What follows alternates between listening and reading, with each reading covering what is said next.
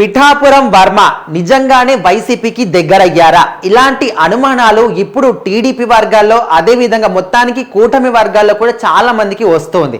ఎందుకంటే ఆయన ప్రవర్తిస్తున్న తీరు కావచ్చు, తీసుకున్నటువంటి స్టెప్స్ కావచ్చు, ఆయన వెళ్తున్న దారి కావచ్చు, అన్ని కూడా వర్మ నిజంగానే వైసీపీకి దగ్గరవుతున్నాడా, వైసీపీ వాళ్ళతోని మమేకం అయిపోతున్నాడని చాలా మంది కూడా అనుకుంటున్నారు.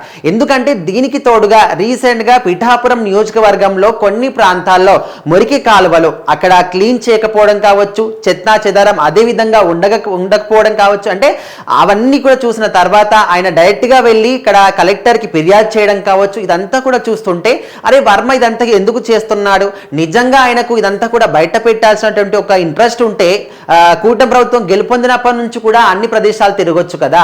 మొత్తం పిఠాపురం నియోజకవర్గం అంతా కూడా జల్లెడ పట్టి ఎక్కడ ఏముందని అప్పటి నుంచే కూడా తెలుసుకోవచ్చు కదా. ఇప్పుడే సడన్ గా ఎందుకు బయటకు వచ్చి ఇదంతా కూడా చూపిస్తున్నారని చాలా మంది కూడా అనుమాన పడుతున్నారు. సో దానికి తోడు ఈయన ఎప్పుడైతే ఒక పోస్ట్ పెట్టాడో మురికి కాలువలకు సంబంధించి దాన్ని అదునుగా తీసుకొని వైసీపీ వాళ్ళందరూ కూడా వాటన్నిటిని కూడా రీపోస్ట్ చేస్తూ ఇటు వర్మకి సపోర్ట్ చేసే విధంగా కూడా కొంతమంది మాట్లాడుతున్నారు. మరి ఇదంతా కూడా ఎందుకు, నువ్వు పెట్టినావు ఓకే, కానీ దానికి వైసీపీ వాళ్ళు కూడా వేలెత్తి చూపించడం పక్కన పెడితే మీకు సపోర్ట్ గా కూడా ఎందుకు మాట్లాడుతున్నారు అని అనుమానాలు కూడా చాలా మంది కలుగుతున్నాయి. మరి ఇదంతా కూడా చూస్తే అరే వర్మ నిజంగానే వైసీపీ వాళ్ళకు దగ్గర అవుతున్నాడేమో, వాళ్ళతో పాటు కలిసిపోతాడేమో అనే విధంగా కూడా చాలా మంది కూడా అనుమాన పడుతున్నారు. సో మరి ఇదంతా కూడా నిజమని మీరు అనుకుంటున్నారా కూడా ఖచ్చితంగా కామెంట్ చేయండి. మరి వర్మ గురించి అక్కడ పిఠాపురం నియోజకవర్గంలో ఎప్పుడైతే పవన్ కళ్యాణ్ కోసం ఆయన సీటు వదులుకున్నాడో ఆ తర్వాత పవన్ కళ్యాణ్ కోసం ఆయన వాళ్ళ ఫ్యామిలీ సభ్యులందరూ కూడా కష్టపడ్డారు. ఇక్కడ భారీ మెజార్టీతో పవన్ కళ్యాణ్ గెలిచాడు. అప్పుడు కూడా వర్మకి చాలా మంది కూడా కృతజ్ఞతలు తెలియజేశారు. అయినప్పటికీ కూడా అంటే ఇదంతా కూడా ఇప్పుడు ఇటు వైసీపీ అని అదే విధంగా వర్మ కూటమి ప్రభుత్వం అని ఎప్పుడు దీనికి బీజం స్టార్ట్ అయిందంటే ఎప్పుడైతే చంద్రబాబు నాయుడు ఇక్కడ వర్మకి ఎమ్మెల్సీ పదవి ఇస్తామని చెప్పారో అప్పుడు దీనికి అందరికీ కూడా స్టార్ట్ అయిపోయింది అనమాట. 2 సార్లు ఇక్కడ ఎమ్మెల్సీ పదవిలోకి ఈయనకి ఇస్తామని చెప్పేసి 2 సార్లు కూడా ఇవ్వకపోవడం తర్వాత అప్పటి నుంచి వర్మకి సంబంధించిన వాళ్ళందరూ కూడా ఆయనకు సహచరులు కావచ్చు, మిత్రవర్గాలు కావచ్చు, పిఠాపురంలో ఉన్నటువంటి ఆయనకు సంబంధించిన వాళ్ళందరూ కూడా అప్పటి నుంచి వ్యతిరేకం అవుతూ ఉన్నారు. ఎందుకు ఇవ్వరు, మా వర్మ ఎప్పటి నుంచో కూడా ఇక్కడ పనిచేస్తున్నాడు, మీరు ఒకప్పుడు టీడీపీలో సీట్ ఇవ్వకపోయినప్పటికీ కూడా సొంతంగా వచ్చి పిఠాపురంలో ఆయన గెలుపొంది ఆయన సత్తా ఏంటో చూపించుకున్నాడు. ఇప్పటికి కూడా చాలా మంది ఆయనకు సపోర్ట్ చేసే వాళ్ళు ఉన్నారు.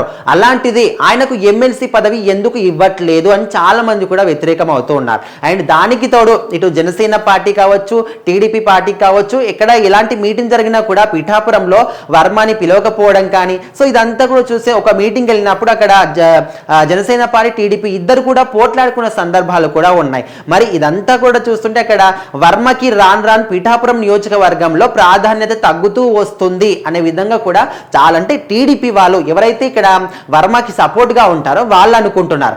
కాకపోతే అందరూ కూడా ఏమనుకుంటున్నారంటే అరే వీళ్ళు ఎన్ని రోజుల పాటున్నా కూడా ఖచ్చితంగా విడిపోతారులే అనే విధంగా ఇప్పుడు కొత్త అనుమానం ఏంటంటే వర్మ వైసీపీ వాళ్ళకు దగ్గర అవుతున్నాడని. ఎప్పుడైతే అక్కడ ఆ మురికి కాలువలకు సంబంధించి ఒక పోస్ట్ ని ఆయన రిలీజ్ చేయడం కావచ్చు, దాని తర్వాత కలెక్టర్ కి ఫిర్యాదు చేయడం కావచ్చు, సో ఇదంతా కూడా ప్రభుత్వం దృష్టికి కూడా వెళ్ళింది, వాళ్ళు కూడా చూసుకుంటున్నారు.